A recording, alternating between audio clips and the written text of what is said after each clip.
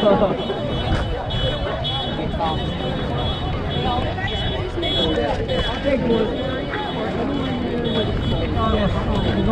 going that way right now.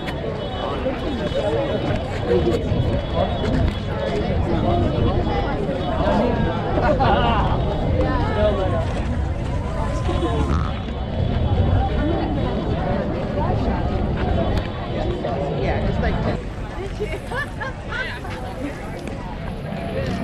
It's what democracy looks like!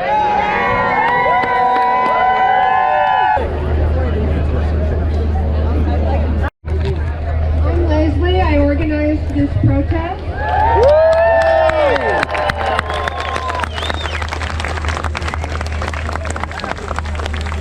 This is Lisa, she's my co-host and co-organizer. Democratic Club for helping us promote. Well, thank you. This is an incredible turnout. We started organizing 10 days ago, and we have 3,000 RSVPs.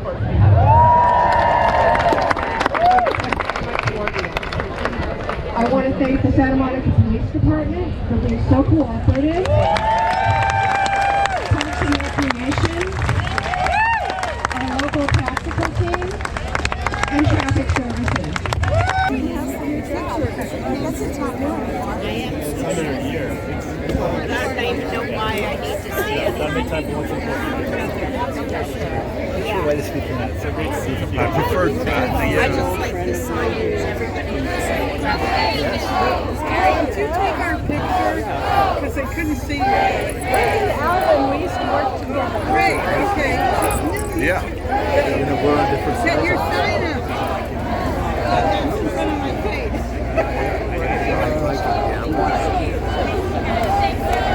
I guess that means I'm going to introduce Marky Lennon of the band Venice, who's going to sing the national anthem. Oh, say, can you see by the dawn's early light what so proudly we hailed at the twilight's last gleaming, whose broad stripes and bright stars through the perilous fight o'er the ramparts we watched were so gallantly streaming, and the rockets' red glare, the bombs bursting in air, gave proof through the night that our flag was still there. Oh, say does that star-spangled banner yet wave over the land of the free and the home of the brave?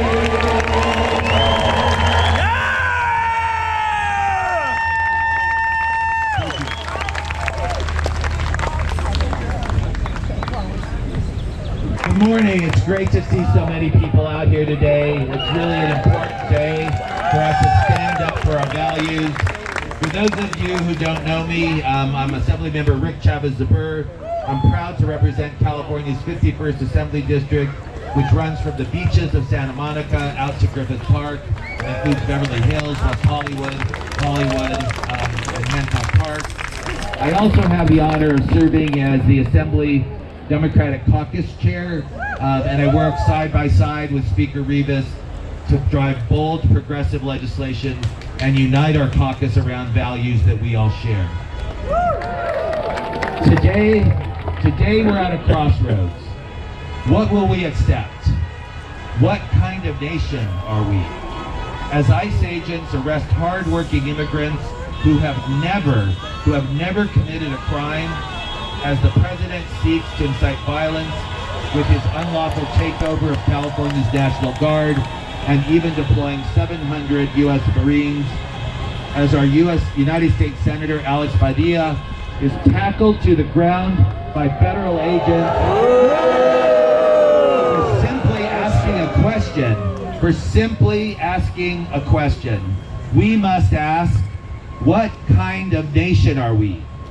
When the president suggests that he might arrest, think about that, arrest California's governor, or when David Huerta, the leader of a union of 700,000 SEIU workers, is thrown in jail for peacefully protesting against ICE, we must ask, we must ask, what kind of nation are we? As the U.S. Senate considers a piece of legislation that would gut Medi-Cal and strip 11 million vulnerable Americans of their health care, to pay for bigger tax breaks for billionaires, we must ask, what kind of nation are we? When Trump's allies in Congress say we don't have enough funds to fund CalFresh, to give food to hungry children, or invest in our clean energy future, or help people being crushed by student debt, but we have money to pay for a military parade, we must ask, what kind of nation are we? Will we accept the status quo? No! Yesterday, the California State Assembly and Senate passed SB 101, our state budget. And in doing so, we made our values clear. We rejected cuts to in-home supportive services because our elderly and disabled deserve dignity and care. We rejected cuts to women's health clinics like Planned Parenthood because hundreds of thousands of people rely on them for life-saving care. But we had to make tough choices. Trump's reckless tariffs, the chaos and cruelty coming out of Washington have created unprecedented uncertainty. Funding we once counted on for our economy, for our workers and our families is no longer guaranteed by this president. So we must fight back. We pushed back on Medi-Cal proposal, delaying harmful provisions like increased premiums for undocumented adults and cuts to dental care. Because caring for people isn't just policy, it's who we are as Californians. It's who we are as Americans. What makes America the greatest country in the world is the Constitution's promise of a more perfect union, of justice and liberty. It's not that we've achieved perfection. We have a ways to go, but our collective responsibility to strive to deliver on those promises. What makes America great is not a wannabe king in the White House. It's that for 249 years, we have rejected things in this country, and we're not going back.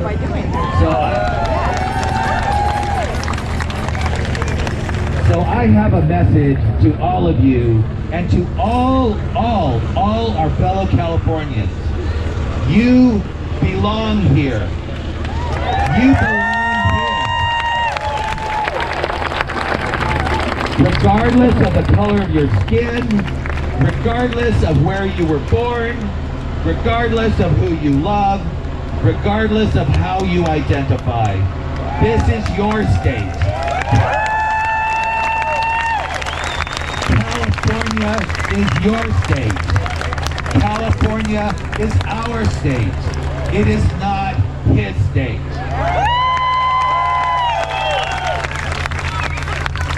We must be peaceful. We must be peaceful. But we must not be silent, and that is why you are all here today. We must show our fellow Americans and the entire world that we will never stop striving for the promise of America. We will never stop fighting for liberty and justice for all. For all. That means everyone. And we will never bow to a king again. So I ask one last time, What kind of nation will we be? Repeat that after me. What kind of nation will we be? Thank you all very much. Oh yeah. This is definitely, by the way.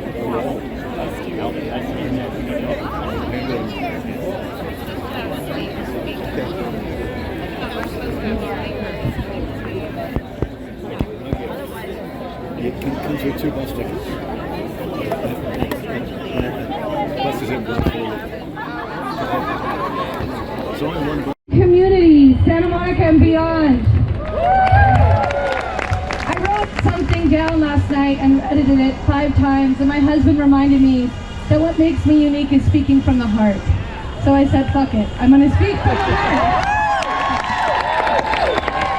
My story begins like this. My parents became citizens of this country when I was in elementary school.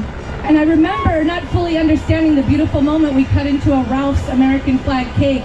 And my dad was able to recite the Constitution. And my parents knew the Pledge of Allegiance. It was something I said every day in school, and I didn't understand the importance behind it until moments like this became present often in my life. My husband is a first-generation proud Mexican of Mexican immigrants. My kids are so multi-ethnic that by the time I get to my grandchildren or my great-grandchildren, they'll never be able to check off the box. It'll always be other. Other is what we are. That's what makes us American. Our country was built not only on the backs, but with the hands of immigrants from everywhere. It is literally the tapestry that is woven together that makes America what it is. Those red and white stripes, those stars, that blue background, and all of the colors of faces and diversity I see here is what America is. And right now, our immigration policy is broken. For us as political leaders, I can stand here and do this speech. We can do little quotes on Instagram, but that's not meaningful. If we have a system that is broken, we have the position, and what little platforms or big platforms we have, we must address this broken system. We were promised that only felons and criminals would be eradicated from our communities, but what we are seeing is hardworking individuals who are caught in a broken system, who are trying to become citizens of this great country, who are being profiled by the color of their skin or the look of where they work or where they are. I saw people being pulled off construction sites. And we are also, I want to remind this community, as you see things, we have mobilized community members who are fact-checking.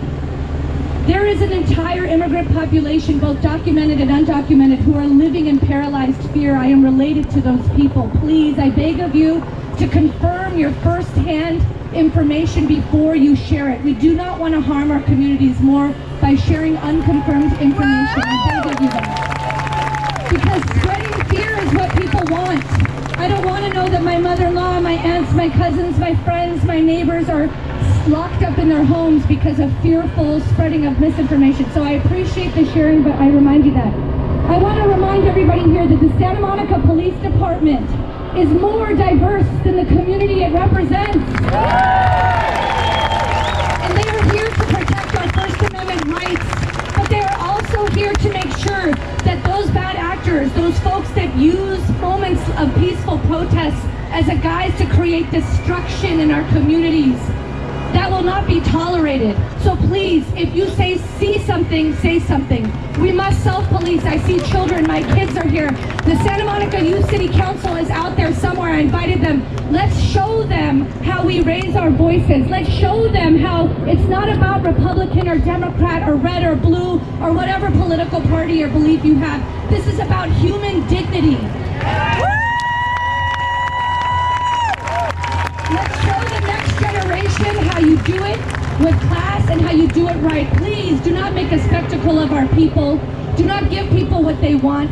Let's show them how we do this the right way. Let's peacefully protest. Let's bring our issues to the White House.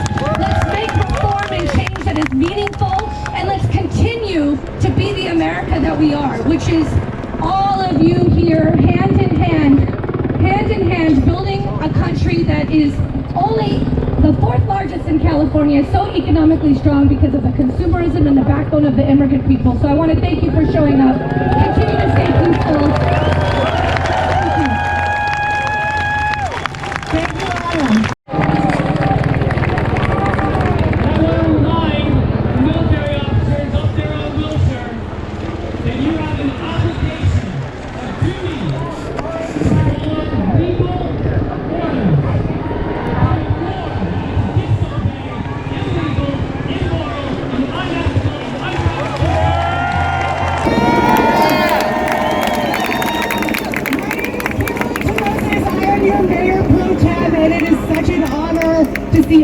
very beautiful, vibrant, diverse face here.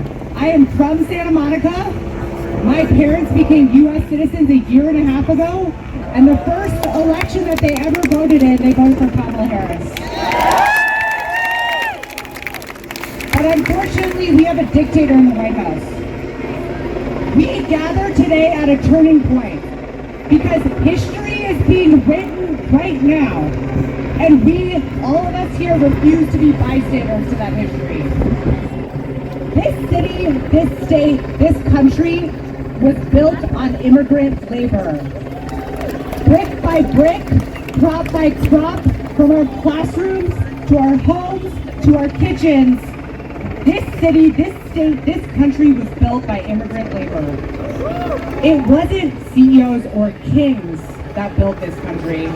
King Trump did not build this country. It was workers. It was families. It was people who crossed our oceans and our borders with nothing but determination in their hands. And now those same communities, our communities, are being hunted. Not for crimes, but for merely existing. Raids in the shadows and detentions without warning, entire neighborhoods being disappeared. Are we going to stand for that? No! Business corridors are being left quiet, people not being able to make a living because people are scared and they don't want to work. Let's be clear. This administration and these raids are not about public safety. This is about fear. Fear as a tool to break our spirits and keep us in line. This is not law and order, it's authoritarianism.